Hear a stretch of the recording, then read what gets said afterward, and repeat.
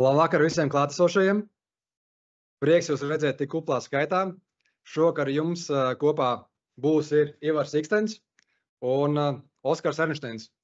Šī semināra galvenais mērķis ir, ka katrs no jums šī semināra laikā aizdomājas, pieķer sev pie domas, ka kaut kas vērtīgs ir dzirdēts šajā seminārā un kaut kas, kas palīdzētu jums būt par labākiem vecākiem, vai arī kāds šeit treneris ir par labāku treneru saviem audzēkņiem.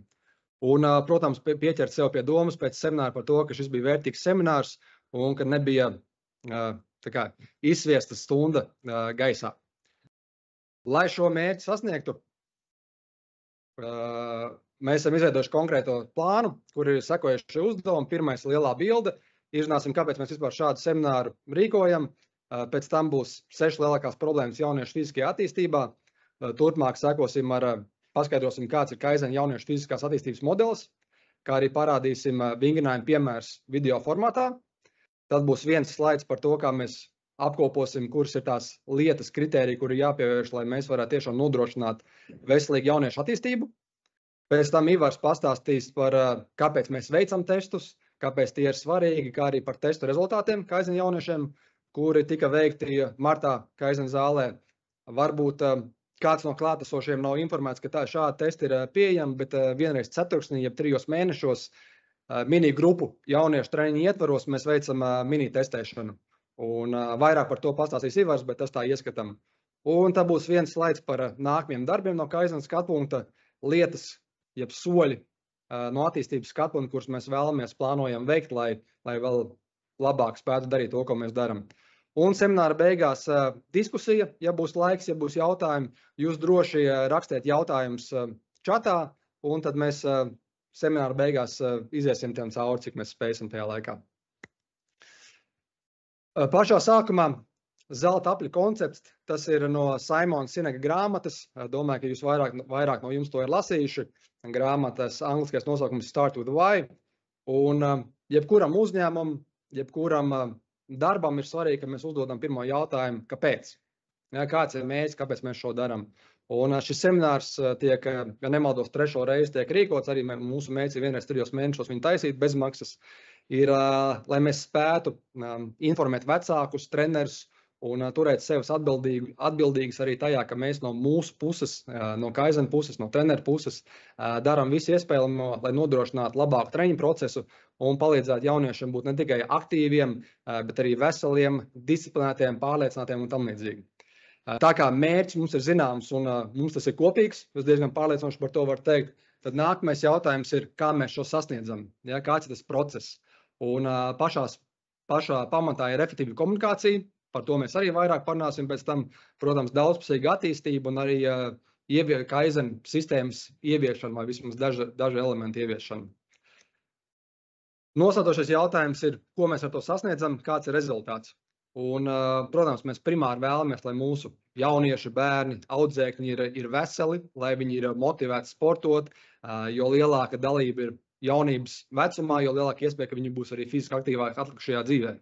Un, ja kādam ir dabas dots talants un disciplīna un mērķtiecīgi un arī iespēja kļūt par profesionālu sportistu, tad mēs arī viņam cenšamies nodrošināt to labāko ceļu, lai šo mērķi arī sasniegtu. Ir vairāk ceļi, kas ved uz Romu. Tāds teiciens noteikti arī esam dzirdējuši, un līdzīgi arī ir dažādas treniņa metodas.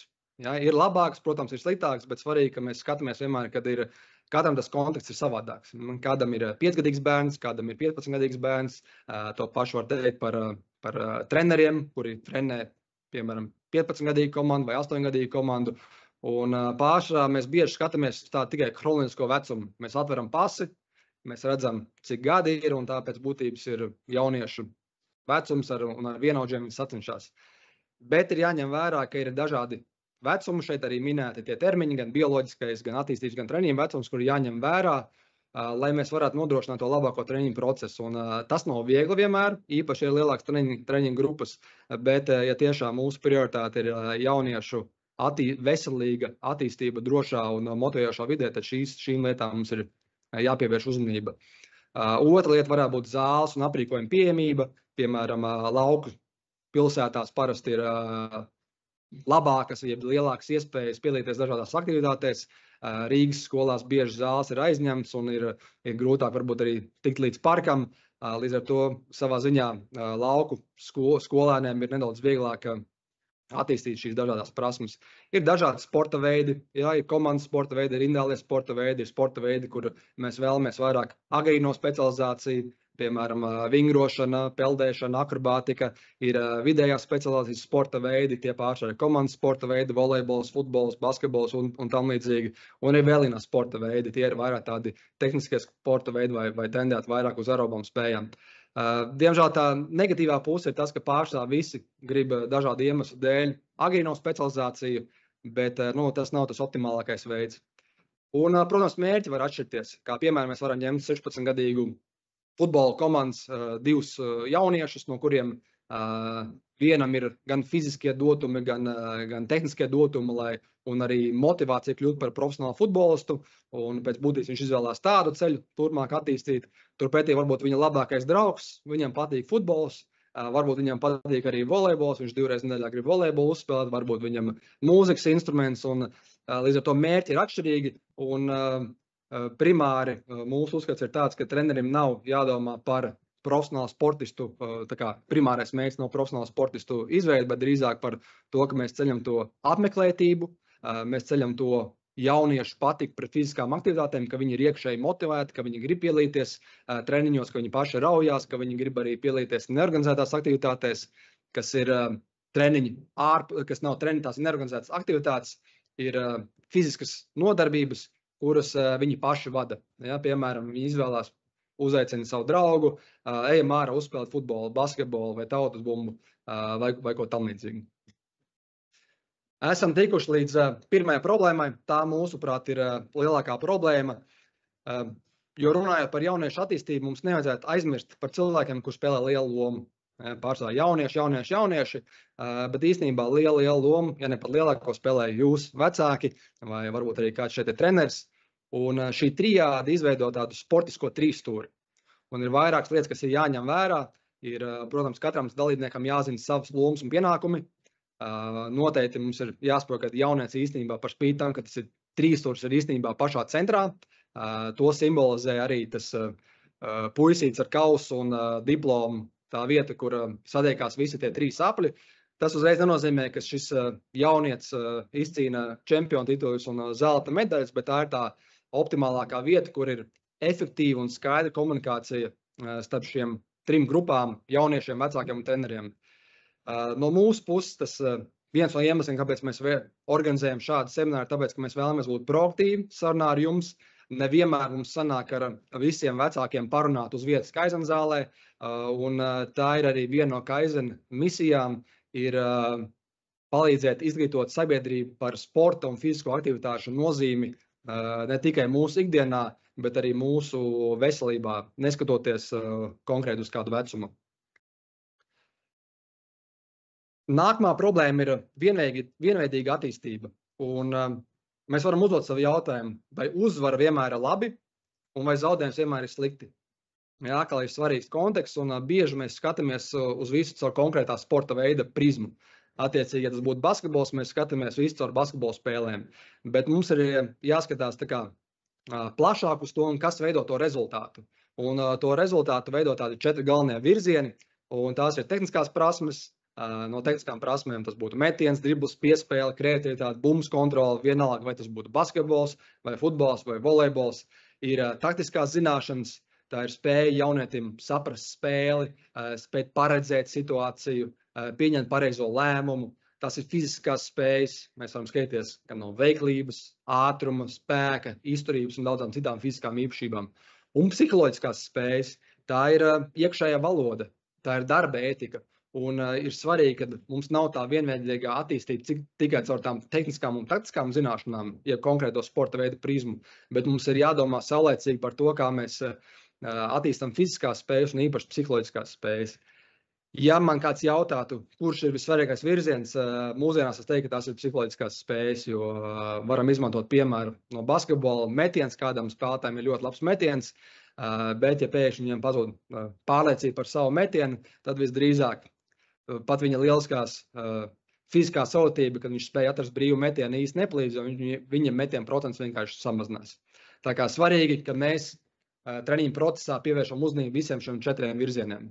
Kādā vecuma posmā, varbūt jaunībā vairāk uz fiziskām spējām jāpievērš uzmanība, bet vairāk mēs varam domāt pēc tam vēlāk arī par taktiskām zināšanām. Trešā problēma turpinājumā ir tas, ka ir pārlieku liels uzsvars uz šīm taktiskām un tehniskajām zināšanām, prasmēm, kā rezultātā veidojās tā vienveidīga attīstība. Un ir svarīgi paskatīties no malas, ko mums dod treniņš un ko mums dod spēle. Ir vairāk faktori, kas jāņem vērā. Mēs skatāmies, vai tā spēle ir mājās, vai izbraukumā, vai tas ir turnīrs. Mēs skatāmies basketbolā, piemēram, cik ir spēlētāji laukumā. Spēlētāji laukumā ir 5 katrā komandā. Cik spēlētāji komandā? Varbūt 10, 11, 12. Tas nozīmē, ka ir vairāk spēlētāji, kas spēles malā. Starp tiem 5 spēlētājiem, kas ir laukumā, visdrīzāk, ja mēs runājam par 12, 13, 14 gadīgu komandu, tad visdrīzāk bumba rokās būs tiem, kas būs akcelerāti, jeb tie, kas ātrāk nobriest. Un līdz ar to spēlētāji, kas jaunieši, bērni, kas vēlāk nobriest, jeb ir retardanti, viņi pie šīm iespējām attīstīt vai parādīt vai izbaudīt to spēli nemaz netiek. Kā rezultātā var veidoties nepatika pret sporta veidu, var tikt pamests sporta veids vai sliktākā gadījumā tiek pamests sports vispār, ka jaunieks nepāriet uz nevienu sporta veidu. No zinātniskās literatūras skatpunkta par ilgtermiņā, par labākiem sportistiem kļūs īstenībā tie, kas vēlāk nobriest.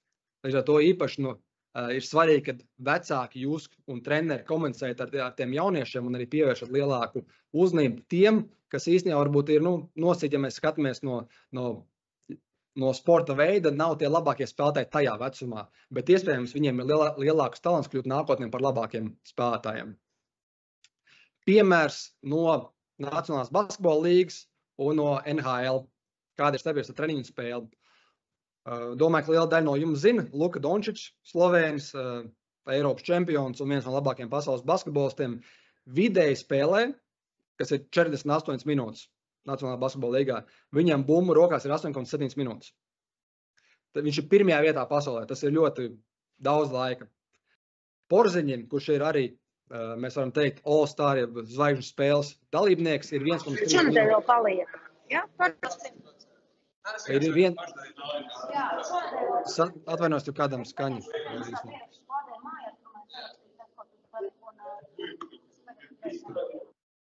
Tātad, atvainojos, jā. Porziņam ir 1,3 minūtes spēles laikā bumbu rokās.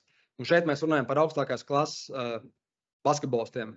Tad ir jautājums, cik bumba rokās būtu treniņa laikā jaunietim un cik bumbu rokās viņam ir spēles laikā. Ja spēle ir vairāk, lai parādītu, ko mēs esam iemācījušies, treniņš, lai mēs kļūtu labāki. Un ja tas īpatsvars starp treniņiem un spēlēm ir neproporcionāls, ja spēle ir stipri vairāk, tad īstenībā mēs savā veidā limitējam jauniešu attīstību. NHL piemērs, Matthew Barzals, 1,1 minūte no spēles laika, viņam rip ir pie nulles. Šāds dats arī var atrast citos sporta veidos, bet tā kā mums ir salīdzinoši maz laika, maigi sakot, tad diezgan ātri sanāk mums visam skriet cauri. Problēma numur 4. Skatāmies no fiziskās attīstības. Mēs zinām, ka tāda bija tehniskā, taktiskā, fiziskā, psiholoģiskās spējas. Ir svarīgi saprast, ko mēs jaunieši iegūst no tā, ka viņiem ir šie fiziskie treniņi, vai ideālā gadījumā viņiem katrā sporta veida treniņā tiek iesaistīts, iekļauts fiziskais segments. Tas nozīmē, ka, piemēram, futbolistam ir 4 treniņi nedēļā, piemēram, 75 minūšu garumā. Tad katrā treniņā 20 minūtes tiek veltīts fiziskam segmentam, kur jaunieši skrien, lec, met kaut kādas smaguma bumbas, satničās savā starpā, jeb attīst fiziskās spējas. Kāpēc tas ir svarīgi? Tas ir svarīgi tāpēc, ka no veselības skatpunkta jaunieši attīsta, uzlabo ķermeņa kompozīciju, uzlabo kaulu izturību, uzlabo psihosociālo labklājību, samazina sirds un asinsvadu slimību risku. Ja mēs skatāmies no snieguma puses, uzlabo spēka, ātruma, jaudas rādītājus. Un kas ir ļoti svarīgi, samazināja traumu risku. Šis ir ņemts no meta-analīzes, jeb meta-analīze ir daudz pētījumu kopsavilkums un nav pētījumu, kas liecinātu to, ka šie fiziskās sadarbības treniņi nāktu par sliktu jauniešiem. ir jāievaro divas lietas. Pirmā lieta ir tāda, ka šie treniņi notiek kvalificēta trenera klātbūtnē, un otrais, kad jaunieši, ja bērni ir spējīgi izpildīt treneru norādījumus. Turpinot, iepriekšējā slaidā mēs sapratām, ka ir ļoti svarīgi šie fiziskie treniņi. Šis slaids vairāk stāsta par to, kad mums vajadzētu šādas treniņus uzsākt. Tad horizontālā līnija pa vidu, melnā, mums parāda tāda vecuma līkne. Un tas ir mūsu neuromuskulārais potenciāls, jeb to, cik vienkāršā valodā jaunietis spētu ātri skriet, augstu lekt, cik ātri viņš mainītu virzienu un tādas lietas.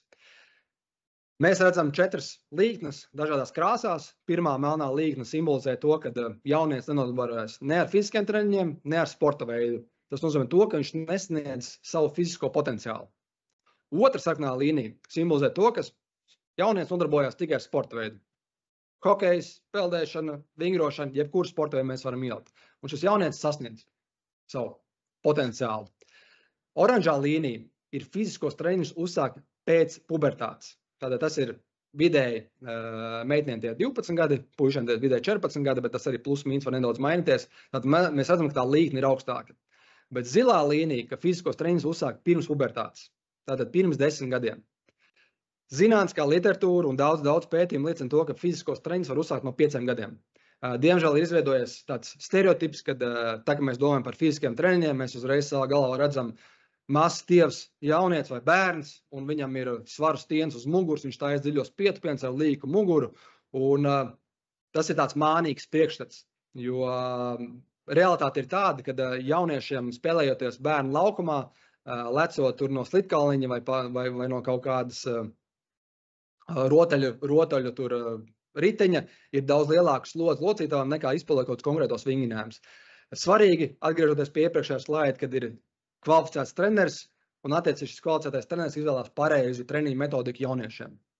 Tātad kopsavilkums ir tāds, ka fiziskie treniņi jāiesaist pēc iespējas ātrākā vecumā, un ideālā gadījumā tie tiek iekļauti sporta veida treniņos. Noslēdzošā problēma, ko mēs pieminām, ir sestā, ir tas, ka daudziem vecākiem ir tas, ka mēs cenšamies izdzīvot, sasniegt savus bērnības sportiskos sapņus caur saviem jauniešiem. Mēs mēģinām viņiem nodrošināt vislabākos treniņu apstākļus.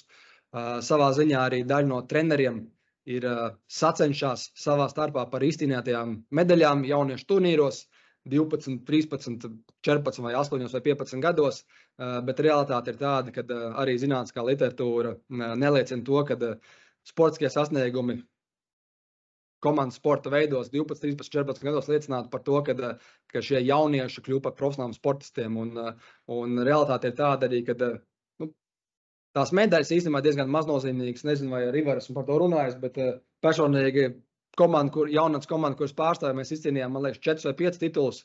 Es nekad par to neesmu runājis. Es pat nezinu, kur medaļas stāv. Tas liekas, ka tas bērniem ir svarīgi, bet tas īstenībā ir uz ļoti, ļoti īsu brīdi. Un tas, ko mēs, ja mēs skatāmies tabulā, šis ir no NCAA, jeb no pētījums, kas ir Amerikā veikts, ir jaunieši, kuri piedalās vidusskolas. Mēs redzam, ir puišu meiteņu basketbols, ir amerikāņu futbols, ir beisbols, ir hokejs un ir klasiskais futbols. Un kāda ir iespēja viņiem kļūt par profesionāliem sportistiem?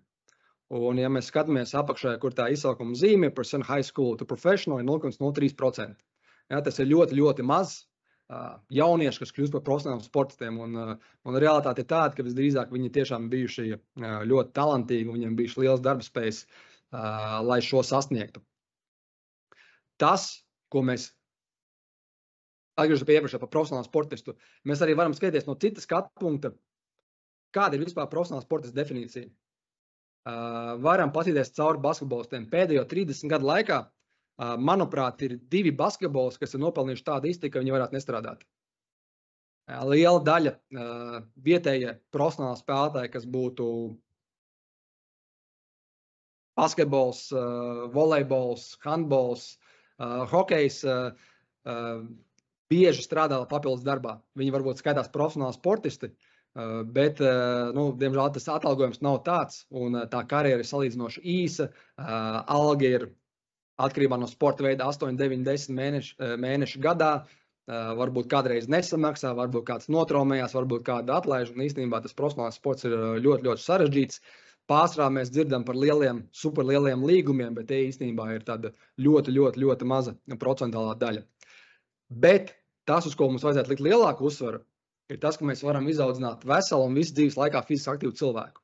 Par to, ka mēs izaudzinām pārliecinātu un komunikāblu cilvēku, pašdisciplinētu un motivētu.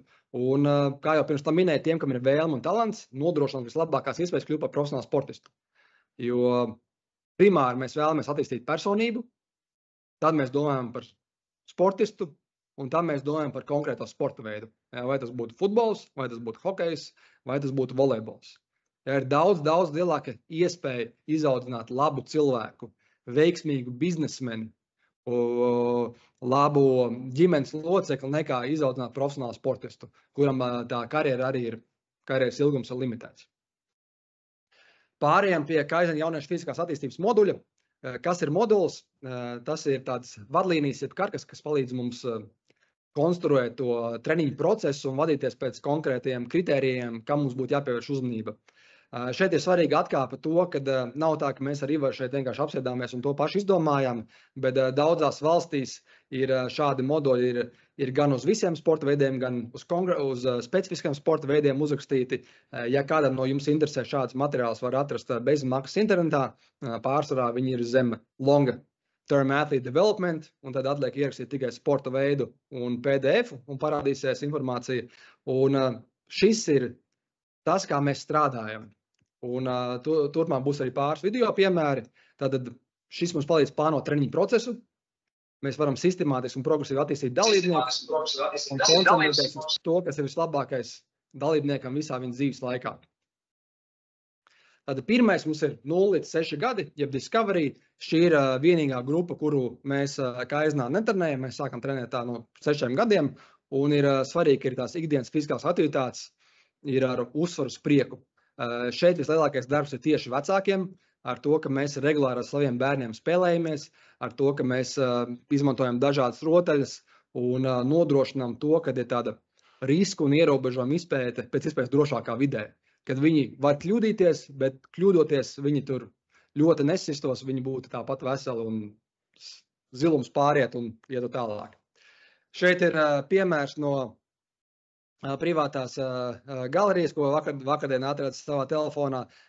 Lietas, kam mums jāpievērš uzmanība, ir tas, ka mums ir uz kustību pārvietošanos, mums ir iešana, mums ir skriešana, dažādi veidi kustības, mums ir priekšmetu manipulācija, tātad pirms tam redzējāt, bija būmas turēšana, šeit ir mešana, un mums ir arī stabilizējošie vingrinājumi. Šie tikai kā piemēri ir vingrinājumi piemēriem video formātā nav mērķis arī parādīt ideālo treniņu programmu vai tehnisko izpildījumu, bet gan parādīt uzsvarus, kurus mēs liekam konkrētos vecuma posmos. Un šeit var redzēt arī, kad opis aiz muguras stāv un nodrošina drošu vidi par to, ka tas bērns kāp īstenībā virs sava auguma.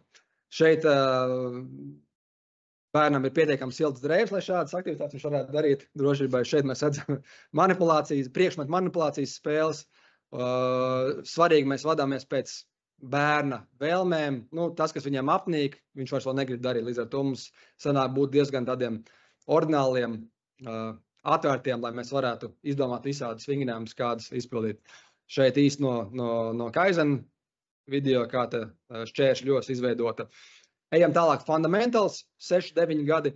Primārais uzsvars ir tas, ka visi ir caur prieku, ir pamata kustība prasmu attīstība un uz spēlēm balstīta pieeja. Kā tas izstāsta Kaizen treniņos, tātad dažādas šķēršļoslas, mums ir ķeršanas spēles, dažādas citas rotaļas, kāda rotaļa vairāk uz līdzsvaru, kāda rotaļa vairāk uz koordināciju, kāda vairāk uz priekšmetu manipulāciju, bet atkal galvenais, ka mēs redzam, ka jaunieši smaida, priecājās, ir smiekli, tie ir tie galvenie kritēriji, kurus mēs vēlamies redzēt.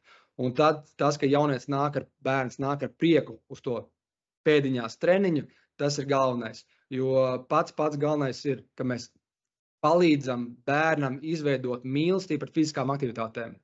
Jā, lai tas nebūtu ārējā motivācija, ka mēs vecāki vai treneri, tev jāiet, bet tas, ka pats bērns vēlās iet uz treniņiem, vēlās iet ārā spēlēties, un ja to mēs panākam, tā ir vislielākā uzvara.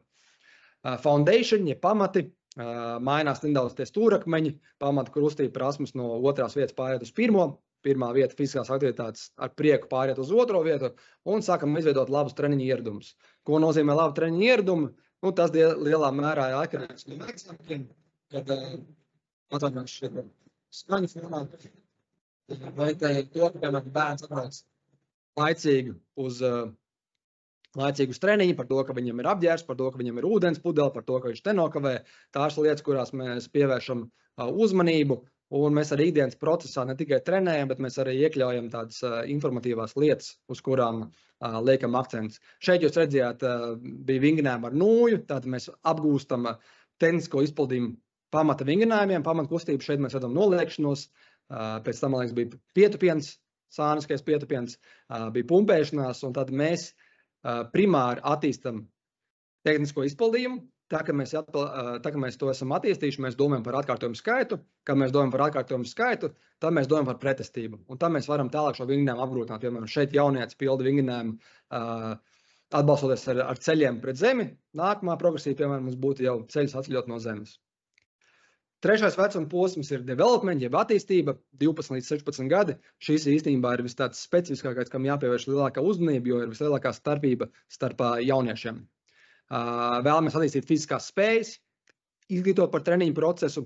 Izglītot par treniņu procesu nozīmē, ka mēs skaidrojam, kāpēc. Jā, ir svarīgi, mūsu mērķis ir, lai jaunieši vai mūsu klienti pieaugušie vienmēr jautā, kāpēc šāds vingrinājums, kāpēc daram to, kā man tas palīdzēs. Un šādā veidā viņi kļūst proaktīvi un viņi redz lielāku pamatojumu tam, ko viņi dara. Piemēram, ja kāds jaunietis 15 gados volejbols vēlās augstāk lekt, un mēs viņam sakam, izpildot šo vingrinājumu un to vingrinājumu, tu vari augstāk lekt, un viņam ir papildus motivācija. Ja viņam ir papildus motivācija, iespējams būs labāki rezultāti. Un fiziskā aktivitātes ar prieku jau mums ir 3. vietā. Šeit ir vingrinājumi piemēri. Mēs redzam, šeit ir sacensības savā starpā, jaunieši gan skrien, gan uz bremzēm strādājam, šeit spēka vingrinājums ir, arī skatāmies individuāli no jaunieša, katram ir savs svars, vienas grupas ietvaros ir iespējams, ka ir vairākas programmas, tātad mums ir jauniešu mini grupas, kur, piemēram, ir attīstības posms 12, 16 gadi, un tur varbūt kāds ir 13 gadīgais, kāds ir 15 gadīgais, tā treniņa loģistika ir viena, ja, bet kāds varbūt taisa pievilkšanos ar gumiju, kad gumija palīdz tev tikt augšā, kāds varbūt taisa pievilkšanos bez gumijas, attiecīgi šis vingrinājums ir grūtāks. Tā kā tajā pašā brīdī, kad ir mini grupa, mēs cenšamies nezaudēt individuālo pieeju. Ejam tālāk performance. Ja mēs skatāmies pa kreisi, mēs redzam, ka viņš ir tāds mazāks, un tas ir tāds klasiskais posms, kad pēc tam development ir statistiski no pētījumiem ir vislielākais atkritums jauniešiem no sporta veida, ka viņas parādās citas intereses, un viņi aiziet no sporta veida vai saprot, ka viņi to vēlās darīt vienkārši tāpat. Līdz ar to šeit tie, kas ir motivētāki un kuriem ir labākas dotības, viņi var izvēlēties to performance ceļu, kur mēs mētiecīgi attīstam maksimālas fiziskās spējas, jau ir sportiski centrētāka tā pieeja, un mēs ieviešam advancētākas treniņu metodas. Advancētākas treniņu metodas mēs varam ieviest tikai tad, ja šis jaunietis ir izgājis jau pirmos posmus. Tātad, piemēram, ja mums kāds pievienotos 15 gados, šis jaunietis nevarētu būt attīstības 12, 16, viņam īstenībā no sākuma būtu jāiziet pirmais, ar kuru mēs sākam būt foundation šajā gadījumā. 9, 12 gados viņam būtu jāpierāda, ka viņš spēj izpildīt tehniski pareizi vingrinājumus, piemēram, izmantojot nūju, un tad viņam būtu jāprogresē līdz šim. Jaunietis, kā pirms tam minēju, tur futbola komandā viens vēlās profesionāli, viens vēlās 2 reiz futbolu uzspēlēt, 2 reiz volejbolu, viņš var izvēlēties Active for Life. Ja, viņš aizvien trenējās futbolā, peldēšanā, bet viņš to dara savu prieka pēc. Šeit ir pāris vingrinājumi, piemēri no performance, jeb snieguma, 16+. Kāpēc 16+? Tāpēc, ka šeit katram tā karjera var būt.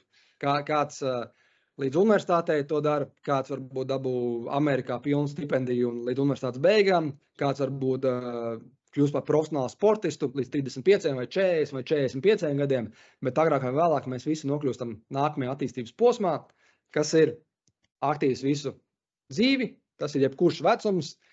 Domāju, ka tā ir pārliecinoši lielākā daļa no šī semināra dalībniekiem. Mērķis ir piemērots fiziskās aktivitātes un kopienas fitness. Šis ir ļoti svarīgi. Ir Mēs daudz strādājam, mēs rūpējamies par saviem bērniem un bieži mēs aizmirstam par sevi. Diemžēl pēc Eiropas statistikas, Eiropas Savienības, Latvija ir pēdējā vietā Eiropā pēc veselīgi nodzīvoto gadu ziņā. Pēc definīcijas tas ir vecums vidējais, kurā mums sākas dažādas ar veselību saistītas problēmas, kas traucē mūsu ikdienas darbībās. Piemēram, spēlēšanās ar bērniem vai mazbērniem, iet uz veikalu vai pastaigi ar suni vai zāles pļaušana. Tāpēc ir svarīgi, ka katrs no jums rūpējās par savu veselību un jūs esat fiziski aktīvi. Šeit ir pāris piemēri, kā izstāsta pieaugušo treniņi, uz ko mēs liekam vairāk akcents. Tātad pārsvarā no mums ir sēdošs darbs. Mums vairāk jādomā par auguma vingrinājumiem, par mobilitātes vingrinājumiem, par tādiem klasiskiem vingrinājumiem. Mums vairs nav tāds akcents kā performansā, jeb sniegumā, ka mēs domājam maksimāli augstu lekt, maksimāli ātri skriet, bet mēs vēlamies pēc iespējas ilgāku laiku būt fiziski aktīvi. Ja es pieminēju par tiem veselīgi nodzīvoto gadu ziņā, Latvijā tie diemžēl ir 52 gadi. Tad vidēji pēc 52 gadiem cilvēkam sākās veselības problēmas, kas ierobežo veikt ikdienas lietas. Eiropas Savienībā vidēji tie ir 61 gads, tas ir 9 gadi vairāk. Zviedrija pirmajā vietā 71 gads. Tātad starpība starp Latviju un Zviedriju nav tikai Baltijas jūra, bet arī 19 gadi no mūsu dzīves kvalitātes. Ja mēs skatāmies, cik ir Latvijā, man liekas, tie bija 73 gadi atkarībā no dzimuma vidējais mūža ilgums, tad 73 gadi mīnus 52 gadi. Tas nozīmē, ka vidēji Latvijā cilvēks 21 gadu nodzīvo ar dažādām veselības problēmām, kas ietekmē ne tikai to cilvēku, bet ietekmē arī īstenībā veselības to sistēmu. Latvijā ir garākas rindas, ir lielākas izmaksas un arī ir veikti pētījumi darbos, kad darbinieki, kuri ir fiziski aktīvāki, viņi mazāk slimo, mazāk slimības lapas, viņi vairāk nopelna un vairāk samaksā nodokļos un beigās īstenībā visi ir ieguvēji. Tas bija īsts ieskats, kā es zinu, jauniešu vai cilvēku fiziskās attīstības modelī. Šis ir tāds kopsavilkums, tad sportiskais trīsstūrs, ļoti svarīgi vecāks jaunietis bērns. Ideāla gadījumā, ja jūsu jaunieši trenējās dažādos sporta veidos, jums ir kaut kāda pirms sezonas mītingi, kur tiekās gan jūs kā vecāki, gan jaunieši, gan treneris, un treneris pastāst par noteikumiem, pastāst par lietām, kas ir svarīgi, kādām lietām mēs pievēršam uzmanību. Tie noteikti varētu būt čati. Ja mēs runājam par 6 līdz 9 vai 6 līdz 12 gadu, tas visdrīzāk ir čats starp vecākiem un treneri. Ja mēs runājam par vecākiem 12 uz augšu, tad arī jaunieši var tik iesaistīt tajā čatā. Ir svarīgi, ka tiešām mēs visi esam uz vienas lapas. Nākamais kriterijs ir organizētas aktivitātes mazāk stundas nedēļā nekā jauniešu vecums. Ko tas nozīmē? Tas nozīmē, ja Jānītis trenējās basketbolā 5 stundas, volejbolā 5 stundas un futbolā 5 stundas, tad kopā viņam ir 15 stundas, kas ir zem šīm 16 stundām. Bet, ja Jānītis ir jaunāks par 15 gadiem, tad tas ir par daudz. Tas nozīmē to, ka ja kādam jaunietim ir 12 gadi, tad maksimālais treniņu ilgums būtu 12 stundas. Organizēta aktivitāte ir, kad bērns jaunietis iet uz treniņu, vai arī pat, ja Jānītam tētis Roberts saka, kad aizējam ārā uz futbola laukumu, un tētis saka, tagad 10 reizes ida labo kāju, 10 reizes ida kreiso kāju. Tā ir organizēta aktivitāte. Bet, ja tētis teiktu, kur bumba, dari, ko gribi, tā jau kļūst par neorganizētu aktivitāti. Un tas ir nepieciešams gan priekš daudzpusīgas attīstības, gan arī zinātniskā literatūra liecina, ka visaugstākās klases sportisti, kas izcīna zelta medaļas olimpiādēs un pasaules čempionātos, viņi vairāk laika bērnībā ir pavadījuši neorganizētās aktivitātes salīdzinot ar organizētām aktivitātēm. Nākamais ar organizētās aktivitātes pret neorganizētām aktivitātēm ir 2-1. Tas, manuprāt, īstenībā visgrūtāk sasniedzamais ir. Tātad, ja, piemēram, ir 10 stundas treniņos tiek pavadīts, tad mēs būtu vismaz 5 stundas, kad jaunietis bērns ārā pats spēlējās ar draugiem. Lieta, ar kuru mēs, gan vecāki, gan treneri, noteikti varam uzlabot, ir vismaz viena brīvdiena nedēļā, bez organizētas aktivitātes. Tad, piemēram, ja bija 5 treniņi no pirmdienas līdz pēcdienai un svētdienā ir spēle, tad pirmdien mēs noteikti gribam dabūt brīvu. Ja zāle ir pieejama, ko var darīt treneris? Treneris var teikt, ok, zāle ir brīva, kā parasti mūsu treniņa laiks ir piemēram no 5 līdz 6:30. Mums būs pieejams, dariet, ko gribat. Ja? Tā kļūt par neorganizētu aktivitāti un tā skaitos īstenībā kā brīvdiena. Un 5. ir lielāks uzsvars uz treniņiem. Mēs runājam, ko bērni jaunieši iegūst no treniņa un ko bērni jaunieši iegūst no spēlēm. Un 6. noslēdzošais ir daudzpusīga attīstība. Kustība abece, tulkots termins no angliskā vārda movement ABCs, kas nozīmē agility, balance, coordination, speed, jeb veiklība, līdzsvars, koordinācija un ātrums. Līdz ar to tajās pirmajos 2 vecuma posmos liels akcents tiek likts uz to, kad visiem vingrinājumiem pēc būtības ir jātīst vai no ātrums, vai no līdzsvars, vai no koordinācija, vai ātrums. Un pamatkustības. Tie bija tie vingrinājumi, ko jūs redzējāt, kur jaunieši izpildīja ar nojām. Noliekšanās, pietupiens, pumpēšanās, UTT. Tātad, lai veicinātu, nodrošinātu vislabāko augsni vidi mūsu bērniem vai audzēkņiem, šīs lietas mums būtu jāievieš. Un ja jūs kā vecāki redzat, kad jūsu bērna jauniešu komandā šādas lietas netiek darīts, tas jāatgriežas pie tā sportiskā trīsstūra, ka tā ir komunikācija starp vecāku un treneri. Ja, šī būtu ideālā situācija. Zinām, tas nav viegli sasniedzams, bet uz to mēs tiecamies. Un tagad došu vārdu Ivaram. Paldies! Izcils stāstījums, Oskar. Paldies un tad sveiki visiem. Es pavisam īsi centīšos atgādināt mums, kāpēc mums vispār būtu jātestējās un kāpēc mēs arī iekšēji cenšam veikt testēšanu šeit tieši Kaizenā. Un tās svarīgākās lietas būtu tas, ka mums būtu jānovērtē tās jauniešu spējas konkrētā vecumā. Un, ja tāpat mēs redzējām vienkārši mūsu modeli, kur mēs ejam tajā modelī priekš par vecumiem, bet Oskars arī minēja par to, ka ja šis jaunietis, piemēram, sāk organizētāk trenēties, piemēram, tikai 15, 16 gados, tad noteikti viņam būtu jāspēj izdarīt arī tās lietas, ko jaunieši veic 9, 12 gados. Jāspēj pamatkustības veikt un tikai tad iet uz priekšu. Un līdzīgā veidā mēs arī pārbaudām mūsu jauniešus, kas darbojas šeit, vai viņi spēj izdarīt kaut kādas lietas, to mēs darām arī treniņu procesā, bet mēs tā kā uz papīra fiksējam to 4 reizes gadā. Lai izveidot pirmkārt arī tādu fizisko profilu, jo īpaši tajā 16 plus vecumā, ja sākumā mēs vienkārši ejam uz kustību dažādību un jaunietis, jo tāpēc, ka viņš kustās labāk, viņš progresē, tad pēc tam noteikti svarīgi vienkārši arī izveidot tādu profilu, kas tad ir vēl labās un sliktās puses. To es parādīšu jums arī, kā tas izskatās mūsu datu lapā. Lai varētu salīdzināt jauniešus, noteikti ir diskutabli vienkārši kādā vecumā mēs viņus salīdzinām un būtu labi, vērtīgi salīdzināt. Pret sevi noteikti salīdzināt var visu laiku, bet kurā vecumā būtu labi salīdzināt pret pārējiem.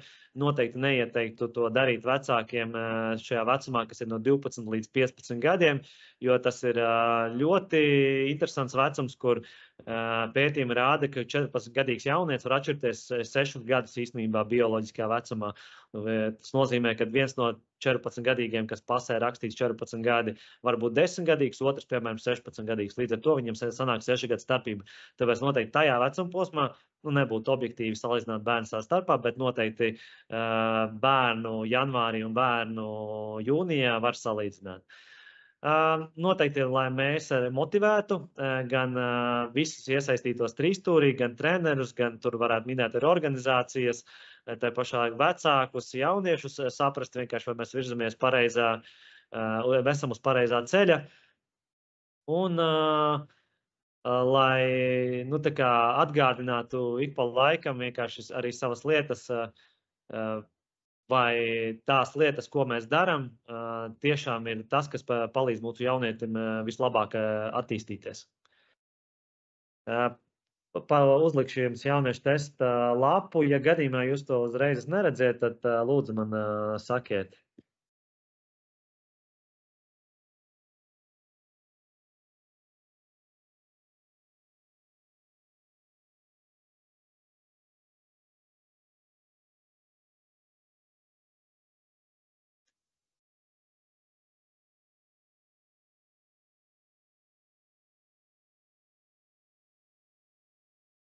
Es domāju, ka visi redz lapu, tā vajadzētu būt.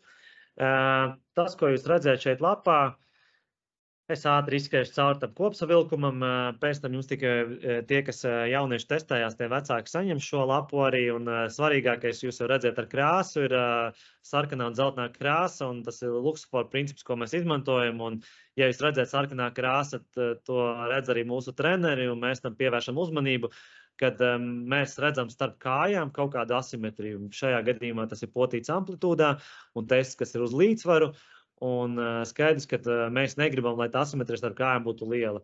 Varbūt mums nav tikpat svarīgi, cik daudz jaunietis šajā brīdī var to izdarīt, bet mums ir svarīgi vienkārši, vai nav starp kājām šāda asimetrija. Un otrā lieta, kas būtu būtiski vienkārši fiksēt, ir pašā sākumā tabulas, kur jūs redzat vecums, un tur ir tāds vārds IAP, intensīvās augšanas periods, un būtiski būtu pievērst uzmanību, vai jūsu jaunietis neietilp šajā, piemēram, 6 mēnešos. Tas nozīmē, ka viņa vecums, piemēram, ir 13,5 gadi, un tas intensīvās augšanas periods ir 14 gadi. Tas nozīmē, intensīvās augšanas periods nozīmē, ka tajā brīdī notiek visaktīvākā augšana, tā kā viņa dzīves posmā. Tas gadā vajadzētu sasniegt vismaz 10 centimetrus. Šis skaidrs ir aptuvens, un viņš ir pēc aprēķina, un nav super precīzs, bet tomēr uz viņu var skatīties.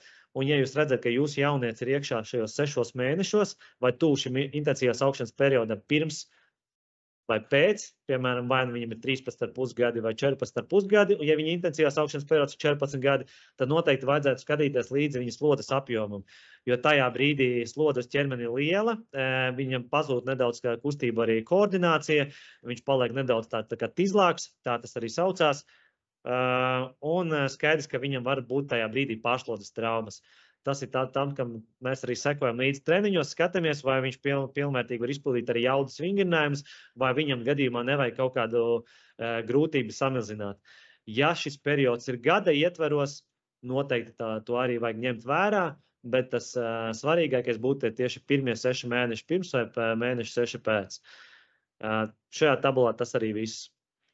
Nākamā tabulā, kas būtu jāņem vērā, ir lēcieni, kurā mēs redzam, mums atkal ir svarīgi vienkārši viņa lec no abām kājām, no vienas no otras, un mēs skatāmies, lai starp kājām neveidojas asimetrija. Ja tāda ir, tad to mēs mēģinām ieviest treniņu procesā, vai šis jaunietis izpilda vairāk uz šo kāju, vai vienkārši mēģinām risināt vienkārši un domāt, kāpēc šī kāja nevar sasniegt tādu jaudu. Un vēl viena būtiska lieta, tur pirms pie katra leciena jūs redzat koeficientu, un noteikti jaunieši atšķirās pēc augumiem, piemēram, kāds jaunietis ir 1,70 m, kāds ir 2 metri jau jaunietis, un viņi abi lec, piemēram, 2 metrus. Un ko tas dod koeficients, viņš ņem nost to kāru garumu un īstenībā relatīvi samazina to priekšrocību, ko iegūst šis garais jaunietis, un mēs objektīvāk varam redzēt, cik tas jaunietis īstenībā tālu aizlec. Tas nozīmē, ka ja jaunieti mēs redzam, ka viņš paliek garāks, piemēram, viņš bija 1,70 m, tagad viņš 1,75 m, loģiski būtu, ka arī viņa horizontālais leciens arī palielinātos. Bet, lai mēs reāli saprastu, vai viņš tiešām progresē, mēs vairāk pievēršam uzmanību tieši šim koeficientam, vai nav tā, ka šis koeficients krītās. Aktīvās augšanas periodā ir normāli, ka šis koeficients stāv uz vietas, vai īstenībā viņš krītās. Tāpēc, ka tajā brīdī koordinācijas spējas un tādas spēja ģenerēt savu muskuļu spēku īstenībā samazinās. Bet tas nevajag no tā baidīties, tas ir īslaicīgs process, ja viņš turpina strādāt, viss atnāk atpakaļ. Un vēl viena svarīga lieta šeit pie tabulas, jūs redzat vertikālo lecienu. Zilā krāsā, tumšākā krāsā jūs redzat lecienu no vietas, un gaišākā krāsā jūs redzat tam pašam jaunietim lecienu pēc ieskrējiena. Atkal, mums nav tik svarīgi, cik augstu šis jaunietis lec, bet mums īstenībā ir svarīgi vienkārši tieši šī starpības starp šiem lēcieniem. Apakšā ir skaidrojums, ka lapu jūs saņemsiet, jūs apakšā būs paskaidrots vienkārši, cik tad mēs gribam, lai šis jaunietis lektu. Zaļā krāsā ir iekrāsots, mēs gribam, lai tas būtu no 12 līdz 20 centimetriem tā starpība. Un katram ir paskaidrojums, ko tad vairāk vajadzētu darīt. Ko tas nozīmē, ja piemēram, šajā gadījumā pirmais jaunietis, kur ir 49,51, no vietas līdz 49 ir ieskrien 51. Tas priekš mums nozīmē, ka viņš nespēja ar ieskrējienu vienkārši sakoordinēt savu lecienu. Viņš nemāk izmantot to savu potenciālu, un noteikti viņam būtu vairāk vienkārši jāizpilda šāda veida lecieni. Ja tā starpība ir ļoti mega liela, tas liecinātu vairāk vienkārši par kaut kādām citām lietām, kas visticamāk saistīts kaut kāds ar veselību, un mēs varētu funkcionāls testos to novērot. Bet šai starpībā vajadzētu būt tādai virs 12 centimetriem. Nākamais tabulās, tālāk sāksies tādas varbūt vienkāršākas tabulas, ko vajadzētu salīdzināt, piemēram, mēneši no mēneša. Mēs redzam, cik met bumbu tālumā tagad, vai cik skrien ātri tagad jaunietis, piemēram, tur 10-20 metrus mēs izmēram viņa maksimālo sprinta ātrumu. Tad mēs pirmkārt skatāmies uz krāsu kodu. Zaļā krāsa nozīmē, ka viņam ir ļoti labs rezultāts, attiecīgi skatoties pret mūsu datiem, kas ir pieejami šajā vecumā. Tāpat arī bumbas metieniem tālumā. Ja redzat zaļo krāsu, tas ir tajā vecumā, uz šie vecuma jauniešiem šis rezultāts ir ļoti labs, bet neskatoties uz šo krāsu, katram vajadzētu skatīties tieši uz sava jaunieša rezultātu. Un mēs gribam, lai šie rezultāti paliek pa mēnešiem labāk. Varbūt nevaram sagaidīt progresu mēnešu ietveros, bet 3 vai 6 mēnešu ietveros mums vajadzētu redzēt progresu. Un pēdējais, ko jūs saņemsiet lapās, būs atkārtotie testi. Tie, kas jūs iepriekš ir jau testējušies pie mums, jūs redzēsiet vienkārši, kad šajās testos, kāds ir palicis labāks, kāds ir palicis sliktāks. Domāju, ka ir katram jaunietim atsevišķi ir jāmeklē vienkārši tas iemesls. Varbūt kāds ir progresējis ļoti strauji, jāskatās, vai iepriekšējā periodā viņš bija aktīvās augšanas periodā, vai kāds ir viņu treniņu apmeklējums, vai tieši šajā periodā viņam nav ļoti daudz spēļu, vai ļoti liela treniņu slodze, ka viņa sniegums var kristies. Ir ļoti daudz apstākļi. Es negribētu ķidāt nevienu gadījumu, bet noteikti, ja kādam vecākam jums ir jautājums, droši vienkārši zālē satiekat, mūs ar Oskaru vienkārši jautājiet, varat uzrakstīt, jautāt arī mūsu treneriem, un mēs mēģināsim noteikti vienkārši tikt skaidrībā, kāpēc tik strauji paliek labi, vai kāpēc tik strauji paliek slikti, vai kāpēc mēs stāvam uz vietas tieši šajā periodā. Un mēģināsim iet cauri tiem datiem un rast to atbildi. Tālāk pārslēgšos uz lekciju. Ceru, ka jūs atkal redzēsiet. Ja gadījumā jūs neredzēt, tad droši sakiet.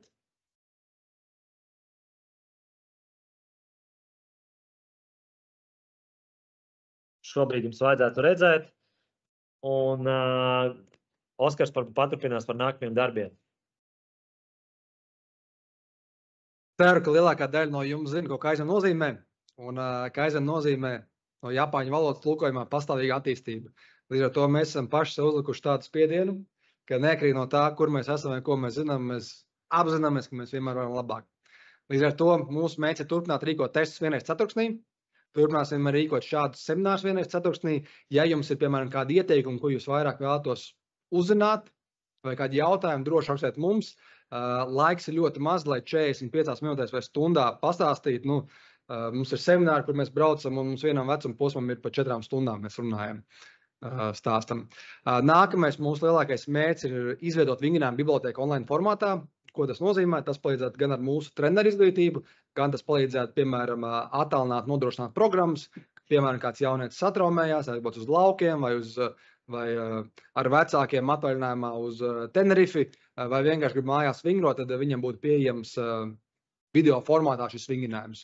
Un tā lielā mūsu misija ir turpināt veicināt sabiedrības izglītību par fizisku aktivitāšu nozīmi ikdienā un efektīvu treniņu procesu, izmantojot dažādas metodas. Tie ir tie lielākie nākamie darbības soļi. Un vajadzētu būt noslēdzošajam slaidam.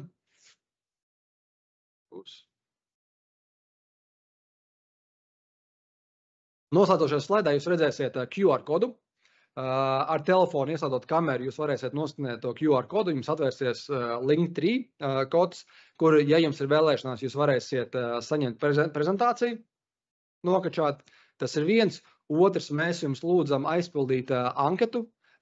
Šīs anketas aizpildīšana aizņems 1 minūti. Tur ir 4 jautājumi, un pēc būtības vai jums interesēja, likās šis seminārs saistošs, vai jums interesētu atkārtoties semināri, vai jums interesētu ilgāku semināru, piemēram, Kaizen zālē uz vietas. Un pēdējais jautājums, ja jums ir interese vai vēlēšanās, jūs varat atstāt savu e-pastu, un uz jūsu e-pastu tiks aizsūtīts atlaižu kodiņš 20% uz Kaizen iepazīšanās treniņu, masāžu un, man liekas, ārstniecisko vingrošanu. Ir arī links uz Instagram profilu. Tas ir Instagram profils, kur mēs nesen esam sākuši likt informāciju par jauniešiem, par jauniešu treniņiem, par pēc būtības līdzīgu informāciju, ko mēs šodien jums stāstījām, un tas vienīgi ir angļu valodā. Ja jums ir kādas atsauksmes, tur droši arī pieejams mans e-pasts, oskars@hotmail.com. Mēs tiešām esam atvērti idejām, mēs esam atvērti konstruktīvai kritikai, un tikai kopā mēs spējam sasniegt to vēlamo rezultātu, kas ir mūsu bērnu, audzēkņu veselība, fiziskas aktivitātes, pārliecība UTT. Tad šeit jūs redzat to kodu. Jūs varat atvērt kameru savā telefonā un būtu links uz linktree.com. Liels jums paldies. Mēs paskatāmies, kādi jautājumi bija, varbūt. Varu pagaidām, kamēr, ja kāds grib noskanēt. Vai iespējams šos testus veikt arī bērniem, kuri nesportē aktīvi Kaizen? Noteikti jā, mums ir arī 2 reizes nedēļā atvērtā testēšana. 2 mēnesī. Piedodiet, 2 reizes mēnesī mums ir atvērtā testēšana. Jūs varat atrast arī mūsu mājaslapā informāciju par to, kaizengym.lv. Un jūs varēsiet redzēt, kur var pieteikties arī uz testēšanu, bet tas ir iespējams. Jā, bet iepriekš vienkārši jāsaprot arī kāds vecums. Vienkārši jāsaprot, mēs, piemēram, veicam testēšanu bieži vien mūsu jauniešiem arī 8-9 gadu vecumā, jo viņi šeit nodarbojas ar tām aktivitātēm. Mēs viņus redzam, mēs saprotam, ka viņi spēs izpildīt vertikālu lecienu vai horizontālu lecienu, bet vai jaunietis no malas vienmēr tajā pašā vecumā varēs. Bet, ja jūsu jauniešu vecums, piemēram, ir 11, 12 gadi un vecāks, tad noteikti ar testēšanu nebūs problēmas. Bet, ja jūs skatāties jaunāku vecumu, tad pirms tam labāk būtu sazināties arī mani vai rakstīt mūsu sociālās tīklos, mēs jums atbildēsim. Vai darbojamies tikai Rīgā? Jā, Kaizen Gym atrodas Rīgā, Čiekurkalnā Atlas ielā 8, bet mēs ar Ivaru un kolēģi Elvi vadam aktīvi seminārus dažādās Latvijas pilsētās un pašvaldībās. Līdz ar to iespējams, ka kādā no jūsu pilsētām ir īstenībā treneri, kuri izmanto šādu Kaizen sistēmu. Kādā programmatūrā jūs veidojat savus pārskatāmus grafikus un tabulas? Ļoti pārdomāti un ērti pārskatīti. Tad prezentāciju mēs nesen pārgājām no PowerPoint uz Canvu. Tas ir par prezentāciju. Daudz, ko mēs taisam Excelī, bet testēšanas tabulas, to mums ir speciālisti Zana Šmita un Svens Vilks, un nosaukums neatceros tagad. Mēs pārsvarā programmējam no vairākām lietām tur par testēšanu. Tās ir cita pasaule, tur būtu grūti iepazīties, bet ja kāds tiešām par to interesējās, noteikti arī varat sazināties ar mums atsevišķi, mēs jums varam palīdzēt. Nometnes mums ir, arī mājaslapā ir atrodams dažādiem vecuma posmiem, un treniņi mums arī regulāri notiek cauri gadu. 3 treniņi dienā pārsvarā mums ir pieejami pirmdien līdz piekdien, un sestdienās mums ir 1 vai 2 treniņi, un svētdiena ir brīva.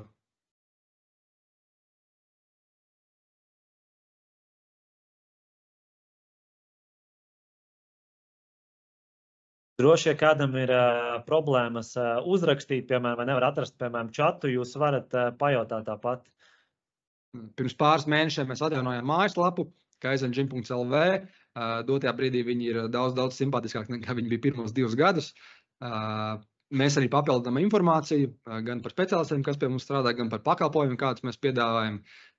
Ir rezervju sistēmas izveidojām, lai būtu ērtāka pieteikšanās, un paši kopā arī ar IT speciālistiem esam izveidojuši datu sistēmu, kā mēs pierakstām apmeklējumu, un pēc būtības mēs cenšamies visu automatizēt, lai arī samazinātu, gan uzlabotu to visu procesu, gan arī samazinātu kaut pieļaujamās kļūdas. Paldies, Inta! Jā.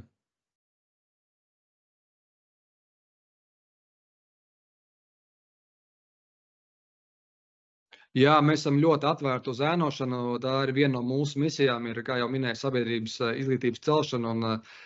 Mums ir praktikantu sistēma. Mēs oficiāli sadarbojamies ar Rīgas Stradiņu universitāti, ka pie mums nāk praktikanti, ir izveidota specifiska prakses sistēma 13 nedēļu, kur mēs mērķiecīgi attīstam un mācāmies konkrētas lietas, bet vienkārši arī var nākt paēnot. Mēs esam ļoti atvērti un komunikabli uz to.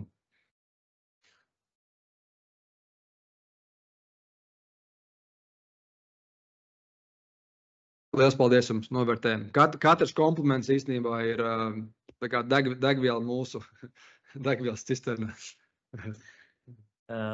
Paldies tiešām par jautājumiem. Jūs droši vēl varat jautāt. Mēs esam tikai priecīgi saņemt jautājumus. Mēs tieši ar Oskaru par to diskutējām. Ja būs vairāk cilvēki vai būs gatavi jautāt, bet tā kā mēs redzam, ir ļoti daudz vērtīgi jautājumi, droši var turpināt.